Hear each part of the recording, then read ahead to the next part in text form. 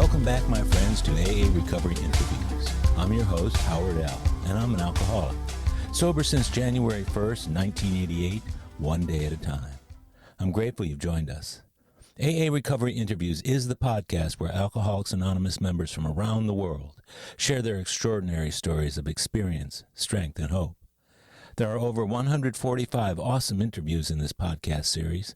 I invite you to listen to them all on aarecoveryinterviews.com and on all podcast apps. Today's episode features Steve R., whom I met shortly after he got sober in AA 13 years ago. Getting sober at age 58, Steve had been drinking for 35 years, with many opportunities along the way to acknowledge his overuse and then later abuse of alcohol. But like many who got sober later in life, Steve managed his drinking, mostly limiting it to binges on weekends and holidays. Though it interfered at times during his marriage and in his relationship with his children, Steve held his marriage together for 14 years, until his drinking resulted in divorce. He continued to drink and even attained success in his field, all while his increasing alcohol use caused deleterious consequences to his career and social life. Steve ultimately entered AA, though not necessarily to get sober. In fact, he hoped that attendance at AA would somehow absolve his need for the program entirely. Fortunately, he stuck around long enough for that attitude to change. As he attended more and more meetings, he discovered a solution to the problem he had been so reluctant to admit for so many years. By working the steps of Alcoholics Anonymous with a dedicated sponsor and continuously attending meetings, Steve has solidified his place in the program. Through daily prayer and meditation, plus constant work with new men, Steve's involvement in AA has become demonstrative of a program well worked. I believe you'll find Steve's story insightful and upbeat. So, get comfortable and please enjoy today's episode of AA Recovery Interviews with my fine friend and AA brother, Steve R. Steve, alcoholic. Yeah. Hi, Steve. That's the typical response people give in rooms here in Houston as well as around the world. Thanks for coming to do the AA Recovery Interviews podcast with me today. Thanks for asking me. And what's very cool about doing this interview in here right now is that you and I were just in a meeting in here, but since you didn't have a chance to share, what is your take on miracles in AA? If you had the chance to share tonight, what would you have said? To me, the miracle is not that we don't drink, even though that is a miracle. To me, the miracle is the fact that I don't have the thought of taking a drink. That's not even a solution any longer. We are miracles because the reason we drink is because we're alcoholics. And it took me getting in these rooms 13 and a half years ago to understand that. It did not matter how much I drank, when I drank. It's what happened to me when I drank. So you couldn't predict your behavior once you drank? Well, I knew it wasn't going to end up well, but that did not stop me. Were you a blackout drinker? Yeah, definitely. What was that like? I don't know. I blacked out. One of the comedians said that blacking out when you're drinking is like a time travel. That you wake up in another day and you don't know where you were, what you did, or is that how it was for you? Yeah, I didn't know if it was, is the sun coming up? Is the sun going down? What day is it? I had no idea. I was pretty fortunate in that I only had one jail consequence overnight, and wasn't even overnight. But, you know, I had whiskey dents, as we call them in our business, in my car, and I don't remember having accidents, even though I'm sure I did. You know, I was a stay-at-home drinker, though, for the most part. So stay at home. So was that at home before you went to work in the morning, or at home after you got home, or both? Well, I'm a little unusual. It was Friday nights, right? And I just figured out the other day that it was Friday nights because it resembled Black Friday. And when I was working in New York on Wall Street, after the markets would close on Friday, we'd go have drinks. Of course, there wasn't that many consequences back then because we had public transportation. Oh, that's right. You could get falling down drunk and nobody could, Right. you would never get pulled over. No, the only problem I'd have is, am I on the train going home or am I going back into the city? You mentioned that 13 and a half years now. You told me one of your claims to fame, which I think is pretty cool, is your sobriety date. Is it 10, 11, 12? 8, 9, 10, August 9th of 2010. So what was happening on August 8th of 2010? I was at a wedding in upstate New York of my then significant other's cousin. And the next day we were going to go into New York to see my parents and my daughter. So, of course, like every good alcoholic, I had to negotiate how much I was going to drink that night. And I negotiated that I'd have 3 drinks, which, honest to God, I did have 3 drinks. And my mind made me believe that even though they were in 16-ounce tumblers and basically ice, maybe 1 or 2 ice cubes, that was okay. It took me coming into AA on 8, 9, 10 to find out that 16 ounces of basically straight alcohol is 48 ounces, which is a quart and a half of alcohol, which I now understand is a fairly substantial amount of alcohol. And this was at a wedding, so it was on somebody else's dime. Absolutely. And, you know, they were taking too long on the pictures. I still think it was the champagne toast at midnight that got me. What really surprised my significant other, who had been with me for 14 years, was that she thought I'd never disappoint my daughter, my adult daughter, and parents. And she was pretty safe that night.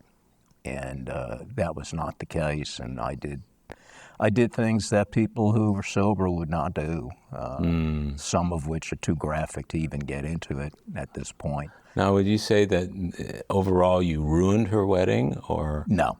No, okay. I ruined it for my significant other, for sure. But no, I didn't. The bride did not know it. But so you were pretty conspicuous, but the bride was not as aware. Correct, yeah. So you kind of dodged a bullet there even on your last day, huh? Yeah. I never made it down to New York City to see my parents and my daughter. Oh, okay. And my significant other said she thought she'd be pretty safe, knowing I'd never disappoint them. So I now know that what got me into AA was, I actually got into AA to find out that I didn't belong. And that wasn't the story I heard at the beginning. You know, I wanted to tell my adult children, my significant other, hey man, I went. They told me I don't really need to come back. There's no reason to. But I heard the miracle otherwise. And a physician with his, actually anesthesiologist with his scrubs on, with his name on it, told his story. And his story was what I would call my story on steroids. Yeah. So I said, maybe I ought to take a look at this. And I did. So what got me there was prove them wrong, and what I now know we call pitiful, incomprehensible demoralization. I really felt bad. I really ruined the night. I really couldn't see my parents, and it was just bad all around. As a matter of fact, I did not see my dad, who passed away just about a year after I got sober. Yeah, that's kind of sad when we miss the relationships because we were drunk. To me, that's the biggest issue. So 13 and a half years ago, how old were you when you stopped drinking? 58. 58. What do you think when you're sitting in a room like the one we're in tonight and you see all the young guys who've gotten sober, who got 2 or 3 years, and they're in their late 20s, maybe their early 30s. Have you given any thought to what your life would have been like had you not drank all those years? No, I really haven't, because the fact of the matter is that's the past. I've given up all hope of having a better past. I look forward to today, the rest of the day, tomorrow, and the future, one day at a time. That's the secret. Day-tight compartments. Absolutely. Used to be referred to. It's not an uncommon story, but what's interesting about this particular meeting is that there are several men in it who are in their 60s and 70s who didn't get sober until they were in their late 40s or 50s. I've seen a lot in their 60s. I see a lot before they turn 21. So there's no age requirement. So how many years did you drink total? 35. And I actually started, when I say started, I mean I grew up in a state where you only had to be 18 to drink, so I was probably drinking at 14. Heavily? No. Solve problems? No. Probably when I got out of school. So about 23, and I drank to 58, so 35 years. That's a long time. That is a long time. And you had started to ask, have I ever tried before? And the answer is yes, and I didn't think I was an alcoholic because I didn't drink every day. There are still people in these rooms that are amazed by the fact that, how could you not drink every day? I just didn't, I'm a responsible alcoholic. Well, that goes back to what you said about proving that you weren't an alcoholic because of showing the way you drank compared with other people would indicate that. What was your family of origin like? Was there alcoholism in your early? None at all. Well, grandparents might have had it. My grandfathers, I don't know. I only know one grandfather. My mother claims that her father, who was deceased before I was born, was an alcoholic. I don't know if that's true or not. My grandfather, we'd go visit him once a week or so, and he would send me to the grocery store to get beer for him, 6-pack of beer. So was he alcoholic? I don't think so, but again, I don't know. What was it like growing up where you did? It was pretty chaotic. I grew up in a housing project, but I don't want anybody to think that, that it was crime-ridden or anything. It really wasn't. It was meant to subsidize the guys who've come home from World War II. And that was in New York City? Yes. Yeah. In the Bronx. The Bronx. So now I've given away my entire identity. Not that anybody didn't know that beforehand. But it was a housing project. We all did well as kids. We were good kids. We didn't really get into any kind of trouble, into sports, obviously. And how many siblings do you have? I have two. I'm a middle child. My oldest is a sister who's special needs. So I had to step up very early and become my dad worked at a grocery store, and so he was there 6 days a week, 14 hours a day, 12 hours a day. And so I became the provider for the household. And yeah. So it was. From the time you were 14, did you say? No, the time I was 8. So you've been working a long time. Long time, yeah. Finally gave up that work, though. Yeah. What was school like for you? I was an average student. Average student. Straight down the middle until I got to college. College, I did phenomenal. Graduated with honors. What do you attribute that sudden rise to? Being out of the house, quite frankly. Really? Yeah. Were things that chaotic? They were, because everybody catered to my sister. And the only way I got noticed was if I did something wrong. Yeah, which again, if anybody knows me, that's not a surprise. Well, that's also one of the middle child things It is. too. Yeah, that's how it was for me too. So you said you started drinking about 14. Do you remember what the circumstances were or where you were when you took the first drink? Well, that wasn't actually my first drink. My first drink happened when I was 13. Oh, okay, yeah, your bar mitzvah. Bar mitzvah, Yeah. So we all drank whiskey sours. That was no big deal. But my dad, we did eat dinner together as a family. And my dad would, actually my mother went to work, so we'd eat with my dad. And he'd give me a sip of his beer. No big deal. I didn't feel anything, but when I got to be a teenager and got to stay out a little longer, 4 of us would chip in a quarter apiece and get Colt 45 malt liquor, Saturday night. And then we would walk to St. John's Church, where my friends would go in for a confession, and I would hold the beer outside. But it was harmless. It was. So were they confessing the same night they were committing the sins? I never made it. I don't know if that sin carries to the next week, or if it's. I don't know what's covered. You got the special dispensation in that occasion. I did. Did you hang with a certain crowd when you were in high school? Not really. I was a loner, and which is a fairly common theme. I was a loner and really didn't have a lot of friends. I wasn't a good athlete, so I was always picked last, and I mean, that's just the way it was. But I've had opportunities to examine it, write about it, as we call journaling. And not only did my parents do the best they could, but they did a terrific job considering their background. You know, they grew up in the Depression, and you know, I was thinking the other day. So my mom passed about 8 months ago now, at age 96, and for some reason it popped in my mind how she used to put her boots on and go to work at 6 o'clock for 6 to 10 in retail, finish out that shift through the sleet and the ice and the snow and the cold and the rain and the whole bit, just so she could provide basically minimum wage to, you know, give us everything. We didn't have anything extra growing up, as you could imagine, but I never went without a meal. Back then it was steak and potatoes. That's what, you know, we didn't have the current price of steak. Well, yeah, and that sounds very similar to the kind of home I grew up in. And see, my folks were first-generation Americans because their parents came from As was mine. Eastern Europe. Right. And what they were coming from to what they encountered in the Depression, you know, things went from bad in Eastern Europe with pogroms and other things going on to coming to the U.S., the land of, you know, streets paved with gold. Right. But most of the gold that was paved wasn't theirs. You know? Correct. They had no purchase on that. Right. So you're running the streets of New York, or are you just kind of sticking in your own neighborhoods? Oh, it's pretty much my neighborhood. Yeah. My neighborhood ended at Yankee Stadium. It's yeah, I've told many people this. You know, back then half the games were played during the day, and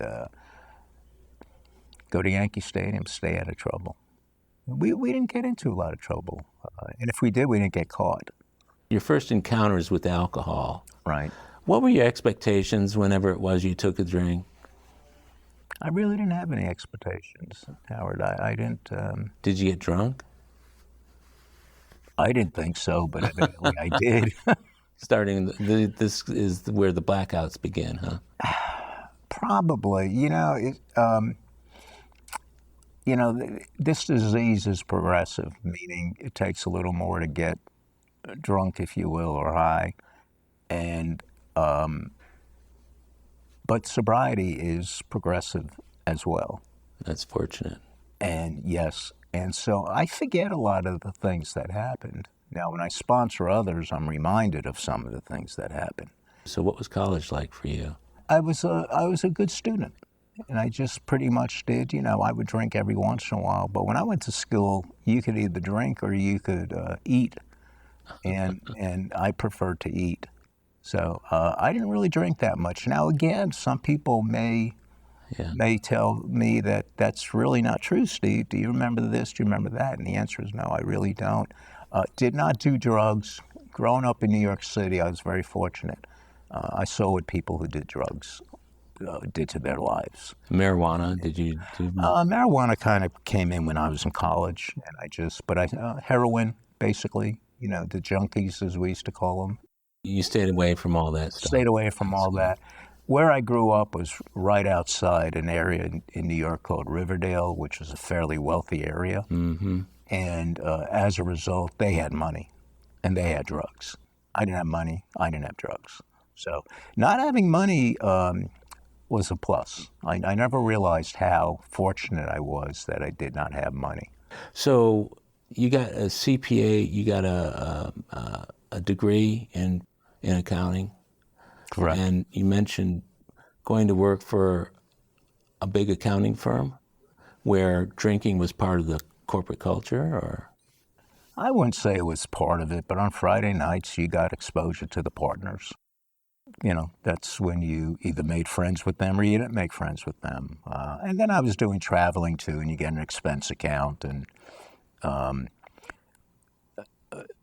my clients were basically in the hospitality business. So I got to eat in any restaurant I wanted to, drink in any restaurant. You drink at the bar, and they didn't know who we were. I was watching to see if they're ringing up drinks and what have you. And I mean, I was doing so much traveling, Howard, that it would not be uncommon for me in the mornings to call the front desk and ask them where I was. I had no idea. It didn't matter. Did you ever drink during the day in those years? I did towards the end. I started to, and then I put a little in my coffee, and then I'd have a client, and I've already had some drinks, and that was another indication. But I could stop on my own. I just couldn't stay stopped, and I couldn't stop starting. Yeah. But again, I learned all that in these rooms. Especially for us functional alcoholics, and I was one of those where I was able to get my work done, but still go out on the weekends or go out in the evenings and tie one on.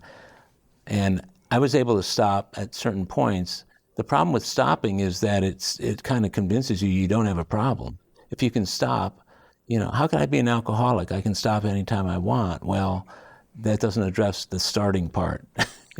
That's correct. And a lot of people have come up to me and said, I can't believe that that's all you did is drink on Friday night. And again, that's basically what I did. If you called me up on a Wednesday, I'd go out with you on a Wednesday, probably. We don't know because I might not show up. That was wasn't accountable. I had to remember, and I heard early on, the fact that you don't drink every day and the fact that you might not drink like others doesn't mean you're not an alcoholic. Yeah. Well, 35 years of drinking is a lot of time. It's a lot. How would you characterize those years? Were there certain milestones along the way or issues along the way that affected you in such a way that you might have thought you had a problem at that point? I had an employer say to me, and this was probably right after my divorce, because he would call me at night, see what's going on, how am I doing. And I was in sales at the time. Mm-hmm. And he would call me and he'd say, Steve, we have help for you. If you need help, reach out to us. We'll help you. Of course, I didn't take his help. How many years was that before you came into AA? About 15. You mentioned being married and then divorced. What were the circumstances there? It was probably alcohol. Yeah. How long were you guys married? 14 years.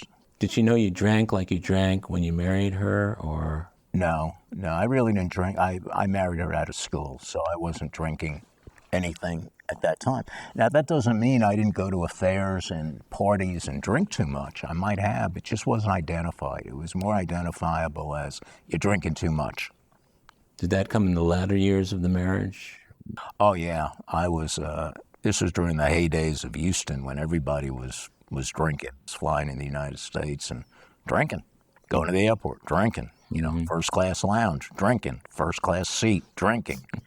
And again, I only realized that afterwards. It wasn't anything I realized at the time I was doing it.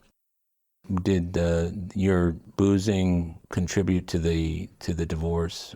Oh, I now know that it did. Absolutely. Because I'd be out drinking every day in the Galleria and then drive home to the 1960 area. I mean, it's 2 o'clock in the morning. But I could get up at 6 and 7 and 8 and go be responsible. I was taught that the job of a man is to provide for his family. And that's it. I can do anything I want as long as I provide for my family. And I did provide for my family. That's your first marriage? Only marriage. Your only marriage. I have a daughter who's in her 40s and a son who's in his 40s and 3 grandchildren, 7, 10, and 18. What was their exposure to your budding alcoholism in their early years when they were children? Well, I think it's affected my son. In what ways? We don't have a great relationship today. He blames that on the alcohol? Blames it on the alcohol. And my daughter, we have a phenomenal relationship. And when my daughter was getting married, and I was getting ready to walk her down the aisle. She said, "Dad, you had one more drink left in you, and I would have never talked to you again." Now, whether that's true or not, I don't know. It's possible. You came that close to the edge? Yeah, absolutely. And she told me, again, when I was down there for the wedding and the daddy-daughter dinner beforehand, she said about my drinking. Yet the same young lady, daughter, who told me that when she had to come to me during every other weekend, she didn't want to. And she said she hated her mother for years for making her go. And my son didn't have to go because he was older. So you got the kids every other weekend? Every other weekend, right. But the same daughter who told me about not speaking to me and didn't want to come over, this is the same daughter who called me about 4 years ago or so and said, Dad, I'd like to go out of the country for a couple of days. Could you come and watch the girls?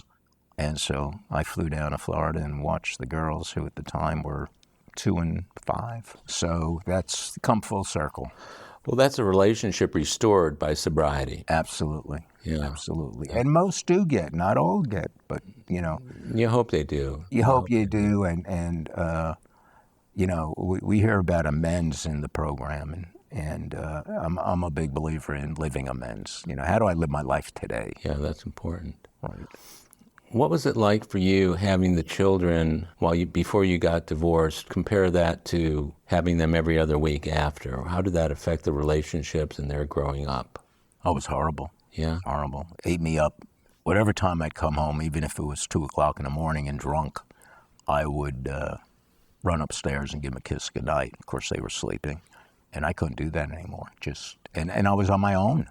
You know, I had nobody here in Houston, so I could do whatever I wanted to do, anytime I wanted to do it.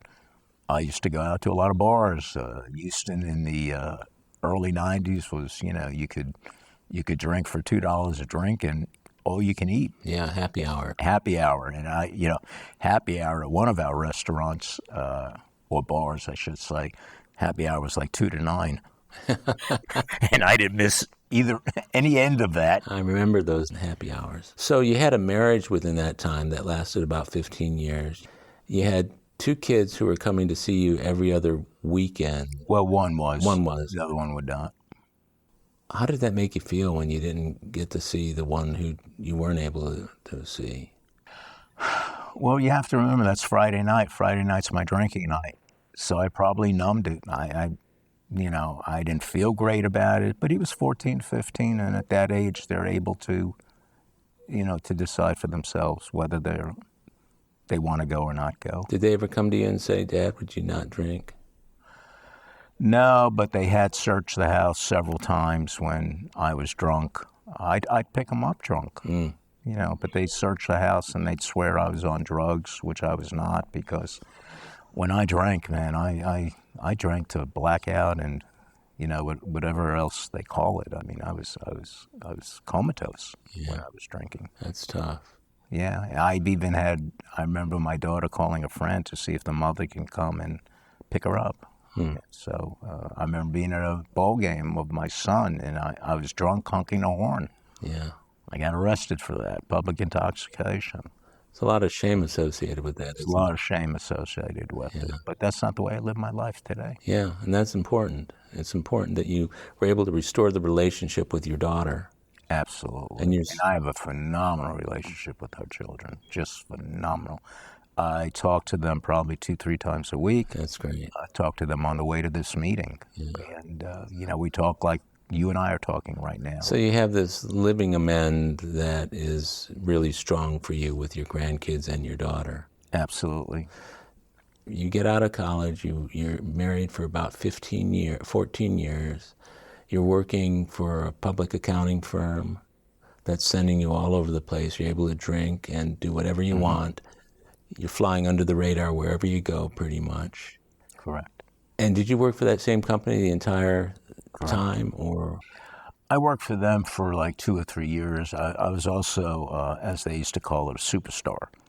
And so I can get away with a lot of things. But I didn't know I was getting away with a lot of things. But I could. And then I moved to Houston from New York in 1977. Stayed with the firm for 2 years more. And then I went out, as we call it, the private sector. And that was even a bigger party. And then 1982, I went into financial planning, and that was even a bigger party. So, I always traded up. When I'd go to dinner at night, I didn't want to really hear about anybody else's family and all that stuff. So you drink it away. And again, I didn't know I was doing that at the time. What I like is when you sit in these rooms, in these AA rooms, people will talk about, well, I was in the oil and gas industry where they do a lot of drinking. I was in the metals business where they do a lot of drinking. I'm a lawyer where they do a lot of drinking. I'm a CPA where they do. Guess what, folks? They do a lot of drinking. And when I moved to Houston, I was introduced to a concept I'd never heard before called a roadie. And we were allowed to drink at that time. You could drink and drive at that time. Open containers. Open containers, exactly. We'll be right back. My friends, if you're enjoying AA Recovery interviews, I invite you to check out my latest audiobook, Alcoholics Anonymous, the story of how more than 100 men have recovered from alcoholism. This is the word-for-word, cover-to-cover reading of the first edition of the Big Book, published in 1939. It's a relaxing yet meaningful and engaging way to listen to the Big Book anytime, any place. Have a free listen at Audible, iTunes, or Amazon. While you're there, search for my other audiobook, Lost Stories of the Big Book, 30 original stories from the first and or second editions missing from the third and fourth editions of Alcoholics Anonymous. It's also available from Amazon as a Kindle book or in paperback if you'd like to read along. You're going to love it. And we're back. In what ways was the drinking woven into your career? It always played a role in it, but we think that's the way to the top. It's not, because you're bound to say something not politically correct to somebody, or insult the boss's wife at a cocktail party. Absolutely, or hit on her. You sound like hit on the boss. I mean, that's even worse. You sound like a man who's got some practical experience doing that. No, not at all. I mean, I was a responsible drunk. In my mind, functional. But that's that. You can't be a functional. And in the sense that, maybe you can function, but I didn't hit my stride. And has it caused me to maybe not be where I could have been had I not drank? Probably. Yeah. Probably. But it doesn't matter to me today. What kind of effects did it have on your health? I'm pretty lucky. I used to go to the doctor and they test my liver, and I told them that they're looking at the wrong numbers.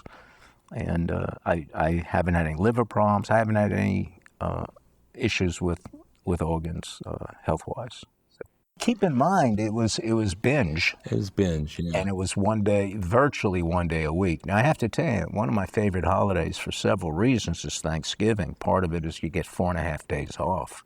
That's a lot of drinking. Can you unpack the lead up to your coming into the program, the period of time from when you were oblivious to what was going on in AA and everything else to you being acutely aware that you needed help and you went to AA? I didn't come in thinking I needed help. If I thought that was the case, I probably wouldn't have come in. So, I came in to find out that I didn't need any of this. I believe that God showed me probably the most important person that I could have aligned myself with, who's a very good friend of mine today and has about 23 years in the program. Aligned me with him. I heard his story. Had I heard the story, perhaps, and this is not meant in any derogatory way, but had I heard it from a plumber, maybe I would not have related to it. Right. But I heard it from a doctor, and I heard what his life was like, and I saw how he's changed his life. And today, actually, he's working in the addiction field, which is great. And I know who you're talking about, and I've been in meetings with him over the years. So I have to tell you this story. I sponsor a guy who has moved to Tennessee. Mm-hmm. There is a VA facility in Tennessee. Mm-hmm. Where this anesthesiologist, who again told my story, was doing his fellowship. Mm-hmm. So I hooked them up together. So I met him here in a meeting and got the opportunity to introduce him to one of my guys in a rural area in Tennessee. So here he is 10, 11 years later, during the fellowship, and I set him up with a sponsee, which he's their grand sponsee. Isn't that cool?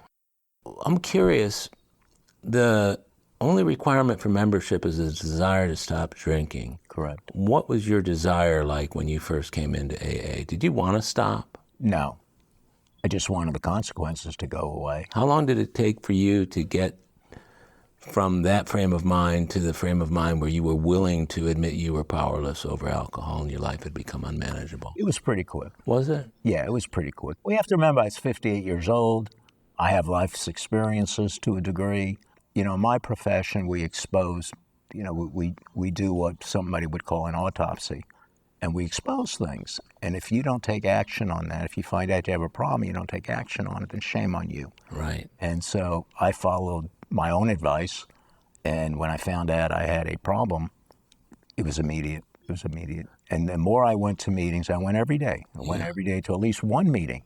There were times I was going to 20 a week. My first meeting would start at 6:30 in the morning. And I kind of believe that your success at 6:30 in the morning is pretty high. One of my good friends years and years ago who used to go to the 6:30 meetings, he said anybody who's committed to getting up Absolutely. at 5:30 in the morning so they can get ready and go to a 6:30 meeting is probably pretty serious about wanting to stay sober. Absolutely. It's like working out in a gym. If it's 5:30 at night and you're going, it's going to be really crowded, I'm going to have to wait for a machine. I'm tired. And I had a great day today, You don't go. But 5 o'clock in the morning, 6 o'clock in the morning, that's a great time. The world's quiet. It's just a beautiful time of day. I get a lot done in the morning. But one of the things for me was I would go to a lot of, I go to a lot of noon meetings and always have, Yes. because I was in sales or marketing or I had my own firm and I was able to make my own schedule. So I could always schedule an AA meeting in the middle of the day. And the cool thing about that was no matter how bad my morning had gone or what my afternoon was looking like, that meeting in the middle of the day straightened me out from the morning and it prepared me for the afternoon. Interesting. And so that's why I still go to a lot of noon meetings. So you got in, you drew the connection to unmanageability and powerlessness pretty quickly, you said. Definitely the powerlessness. Yeah, absolutely. And the other reason is I skimmed the big book and they talked about recoiling from a hot flame. Yeah. Well, on the way over there, I was saying to myself, on the way to my first meeting, I was asking myself, why is it that my granddaughter, who at that time was 3-4 years old, why would she only touch a stove once and never touch it again? And then I see this reference to it in the book. Yeah. So now I've got evidence. I've got this anesthesiologist. I've got a reference to recoiling from a hot flame. There's probably something in that. And I was very relieved to find out that this is not a religious program at all. It is a spiritual program. Yeah, talk to me about that for a minute. You, like I, come from a little bit different religious background than let's say the majority of people in these rooms. Mm-hmm.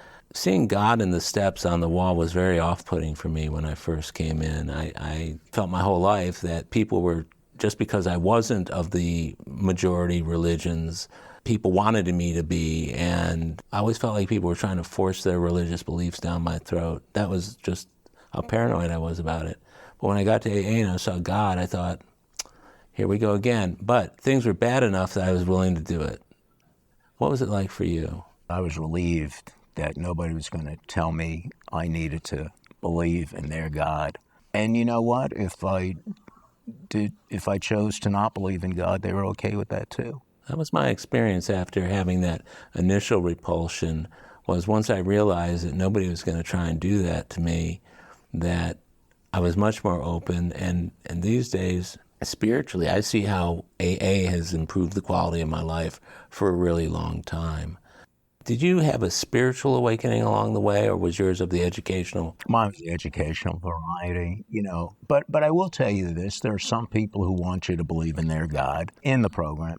They stop after a while when they find out that you don't share the same beliefs. I think I've probably met every religion in these rooms. Yeah, as have I.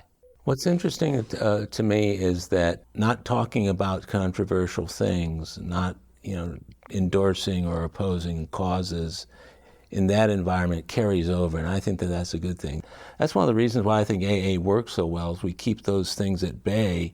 Absolutely. And, as you mentioned, the only requirement for membership is a desire to stop drinking. And our primary purpose is to stay sober and help other alcoholics to achieve sobriety. That's it. That's our primary purpose. We have other purposes, but that primary is far out there. And there's nobody who sits in these rooms that would not run to my aid if they could. And if not, they'll find somebody who can do it. I've seen it time and time again. I posted when my mother passed away. I posted a note in Facebook, and that statement got 500 hits. Almost everybody is one of my friends in AA, even people I don't know in AA. I've got friends in AA all over the world. Most of them I haven't met. Support, phone calls, texts, absolutely. In your 13 plus years of sobriety now, what have been some of the benchmarks along the way that you can, the death of your mother certainly was one of them where you got a lot of support. Can you speak of a couple of others that being in AA made the big difference for you? Absolutely. Probably about 8 or 9 years ago now, I was going through a lot of anxiety. I refer to it as the gnats and the ants, just little things that add up, and all of a sudden they become a big thing. Mm-hmm. And thank God, most of my stuff has been little things. And I found out, Howard, again, just my observation, is that people go out over little things, not the big things. Can handle the big things. It's the little things. Well, you know when your ass is falling off, and you know where to go when your ass is falling off. Absolutely. But when things are going really well, and you start taking credit for them going really well, forgetting why they're going well, ergo, you're sober and you're working a program. That's why I think a lot of people go out when things are going well for them, as opposed to just because things are going poorly. It's more important, I think, it's more important for me to go to meetings. Well, it's always important, but it's more important when things are going good, because you can fool yourself. Well, and plus a lot of the people coming in who are thinking to themselves, I've been sober for 30 days and my life still sucks. And some old-timer like you or me comes into the room and says what's going on for us. It gives them hope. And that's why the good stories about success and prosperity are just as welcome in AA. But you don't hear them as much because the prosperous, successful people have dialed back on their AA. We were talking about the anxiety that you had, and how did you get through that with the help of AA? First of all, I let people know what was going on with me. It was at a men's meeting, mm-hmm. Actually, a 12:15 men's meeting. And guys came up to me afterwards and shared with me what they've done and what they do. And one of them was an outside therapist who happened to have 30 years in the program at the time. So he certainly understood me. We are uniquely qualified to help somebody else because we've been through it. It's not a theory, it's practical. Well, especially when it comes to other issues. Absolutely. When I started early on deciding that I would talk openly about clinical depression and about treatment being okay, I had people coming up to me all the time saying, thank you so much for talking about it. I always feel like I shouldn't talk about it. And my feeling is it's a significant thing in your life that's affected by your alcoholism and may have contributed to your alcoholism. Absolutely. I'm told that our members in AA, about half of them suffer from a form of depression. And you've shared that with me, which has been very, very helpful. I've shared in meetings with others that my first sponsor, unfortunately, who was, I think, bipolar, but he certainly suffered from depression, he committed suicide. Yeah. And I share that with people. And Howard, I don't think there's one meeting where I've shared that where somebody hasn't come up to me and said, I've been thinking about that. And that's a problem as well. We lose people to suicide. That happened pretty early in your sobriety, didn't it? 2 years. He slit his throat in his parents' guest room where he was living. Yeah. And he had almost 10 years worth of continuous sobriety. He's one that carried the flag all the time. He would tell anybody. We'd be in the supermarket and they'd say paper or plastic, and he'd say AA. Yeah. And it was very sad. We were very close. We weren't friends. We were very, very close. Sounds like that was a real tough thing for you early on. It really was for several reasons. One of which is he lived 2 complexes down from me, so I see his house several times a day. So it's a fresh memory for me. But anyway, getting back to your question, so people came up to me and they helped me and the therapist. But the trick was to get it out, to talk about it. Is that something that you found that you could do over the years? Yeah, I'd never talk about my life anywhere else. As you know, I'm a loner, and I often joke that I don't like people, and I like my AA friends. Though I like my sober AA friends. I have a friend who says alcoholism is a disease of isolation. Absolutely. And the cure is socialization. The cure is we're lonely people, so we treat it by isolating. During your sobriety, have there been any close calls for you? No. Now I've got to. Well, that's not exactly true. I was thinking about it the other day. So, I was eating dinner at this was probably about a year ago, and I won't say it's a close call, but it was a thought. And I was eating dinner, and it was a very trendy place, and there were all these beautiful women around, and I'm like, okay, here I am, martini dry, Yeah. make sure you rinse, you rinse it out and throw out the vermouth, and I want to dry, because here I am. But other than that, no, I can go anywhere. I have a reason to be. And I was 58 when I came in. There's a lot of advantages of being older when you come into the rooms. Well, you do a lot of work with one of the halfway houses downtown, which we won't name, but they send a lot of people to our meetings, which is very cool. What has that experience meant to you? Well, actually, it's what they call a therapeutic community. Uh-huh. And it's really good because they have, they look at me and we don't look alike. We didn't grow up in the same neighborhoods.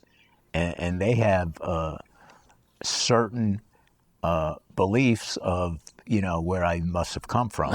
And, you must have been brought up in a very wealthy area. And then when they find out that I grew up in an area that wasn't dissimilar to theirs, but I enjoy working with them. Mm-hmm. I very much enjoy working with them. And we get to host them on Sunday night, and they love it. Yeah. They love coming here, and they love the fact that we go there. I like the fact that you do put out the word formally and as part of an announcement, but informally, that these are guys who need sponsors, these are guys who need direction, these are guys whose meetings need to be supported by AA being brought in, because I can think for as many years as that particular organization has been sending men, after they get out of there, a lot of times we don't see them again. I like to think it's because they're getting sober and taking their sobriety to other places where they live or work or whatever.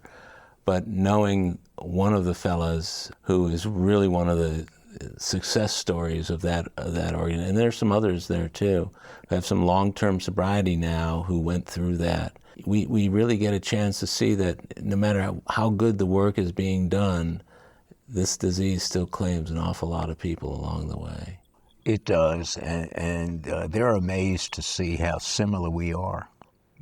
That's one thing when they share about. They go, you guys are just like us, and we are. One of the things that program's been able to do is build what we would refer to as a three-quarter house, so they don't have to go back to their neighborhoods. That's the problem. One of the problems I see today is that getting hold of drugs is very inexpensive. The first shot, you can give you the first shot free. It's kind of going to Mexico and they give you free tequila. It's the most expensive free tequila you will ever drink. And so, but they don't have to go back to their neighborhoods anymore. They can, and a lot of them, we have people with 20 plus years sobriety that have been through that program. Yeah, I think it's great. And I think the good thing about their coming, in the early years when they came, they'd all sit in a little group in the back of the room. Right. But over the years, I tell them to break it up and spread around. Spread them out. There were times when I would meet a guy at the door, and he'd go to sit down with his crowd, and I say, no, come over here, and I'd put him next to Larry or somebody else. Absolutely. And that's important. Regarding sponsorship, I know you're a big proponent of that. Absolutely. Yeah. What's that been like for you? Well, I've been very fortunate. I've had the same sponsor for 11 years, and he's got about 21 years. Yeah. He's about 10 years older than I am. We've become good friends. Yeah, we become very good friends. We have dinner once a week for the most part. That's great. We probably talk 2 or 3 times a week. He has told me, and maybe regrets it, that there's no problem or situation that's too small for me to talk to him about. And so he gets a couple of conversations that he wish he didn't have. But that's what we do. Some sponsors are just sponsors. It's like an employer-employee relationship. And then some sponsors are friends, and I become friends with him. I become friends with his family. I become friends with his son, who happens to have 8 years in the program. So it's, we're a very tight-knit community, but you can do anything you want. As a matter of fact, if all you want to do is come in here and get sober and stay sober and keep coming back, that's good enough. Sooner or later, the other gifts of the program and the other promises will start to infiltrate your psyche and just the way you look at life in general. And I think it makes a big difference. Yeah. One of the things you have to be very careful about is to not let the gifts of the program take you away from the program. You're right. I remind people of that all the time, and I know you do too. You're one of the more outspoken people in our group, which I like, because every group needs somebody who will say something when nobody else wants to say it, and I think you fill that role in some of the meetings you and I go to. My attitude has been over the years, I would rather say something when it needs to be said than not say it and wish I had said it. Yeah, and sometimes you don't know what the right thing is to do. Yeah, so you ask for help, you pray on it, I ask people like you, my sponsor, other people that I think might have a better grip on a particular situation. And, my hope is, I don't want to go through what I did last year. Last year, I went to 3 funerals, of which they were young, I call them young children. They're not young children. They're young men who were in their 30s. And their parents were younger than me. And to see a parent have to bury their child, is very, very tough. Yeah, we lost another guy recently to fentanyl. Yes. And you know who I'm talking about. A lot of them. A lot of them. And it's really sad, but it's good that we can bring a perspective that knows what the solutions are, as opposed to people who are just trying to think, well, if we cut the supply, if we do this, if we do that. The reality of it is it's the addiction that kills people. It's the addiction. Absolutely. The drugs and the alcohol are just methods to fulfill the system, But I'm so glad that you were able to do this interview tonight. I think it's going to be well received. I think there will be people around the world who listen to it, and if they don't already have the hope, maybe they'll get a glimmer of hope. If they've got the hope, it'll just, I think, infuse them with enthusiasm. And I like that. And I think you've done that really well tonight. Thank you. If we just save one life, we're okay, because we don't just save one life. We talk about the thousands of people in these rooms. It affects thousands on the outside. It affects their family. It really does. It affects their coworkers. Yeah. We just look at the millions of people who are members of AA, but you probably have to multiply that by 3 or 4 or 5 when you add their families and people who are influenced. And tonight, Howard, we probably had about 75 people in the room. I don't know. One thing I do know is none of them will get killed on the way home because they're drinking, and none of them will kill somebody because they're drinking. And that's a good thing. There's a lot of people in our program, and you and I know most of the same people, who wish they had one more chance to pick up that desire chip, to come into the room. We make bad decisions because our brain does not work when we're under the influence. Yeah. Spoken like a man who has the personal experience to back it up. And I really appreciate that about you, Steve. And this has been a really neat thing to do. I honor your sobriety. I love you as a brother. And I'm so glad that you and I get the chance to go to meetings together. And finally, now you've gotten a chance to put your message out to the entire planet. Thank you. My hope is that as many people as possible will listen. I hope so, too. You just tell all your friends, and tell each of them to tell one person, right. And that'll take up It just takes one person. If I can help one person, again, I'm not helping that one person. I'm helping his family. I'm helping his wife and his children and his grandchildren and his mother and his father. Yeah, absolutely. It's this disease does not discriminate. It will take anybody. Yeah, it'll take what it can get. It can take what it can get, and if it could kill me, it'll kill me, and if not, it'll settle for me being drunk. Yeah, I have a friend who says, my disease wants to kill me and make it look like an accident. Thank Steve, you. this has been great. Thanks so much for doing this, and Thank you. I'll catch up with you soon. Cool. Thank you, Howard. Thank you for asking me. Seriously, it's an honor. Well, my friends, that's a wrap for today's episode of AA Recovery Interviews. I want to thank my guest, Steve R., for sharing his story, and thank you for tuning in. If you've enjoyed the interviews in this podcast series, please share it with others. This show is yet another helping hand of AA we can extend to alcoholics everywhere. If you want to contact me directly with any comments, questions, or suggestions, simply email howard@aarecoveryinterviews.com. Please also take a minute to leave a rating and review on Apple Podcasts. By the way, this podcast strictly adheres to AA's 12 traditions and all General Service Office guidelines for safeguarding anonymity online. I pay all production costs. AA Recovery Interviews and my guests do not speak for or represent AA at large. This podcast is simply my way of giving back to AA that which has been so freely given to me. The next episode of AA Recovery Interviews is on the way, so keep coming back. It'll be here soon.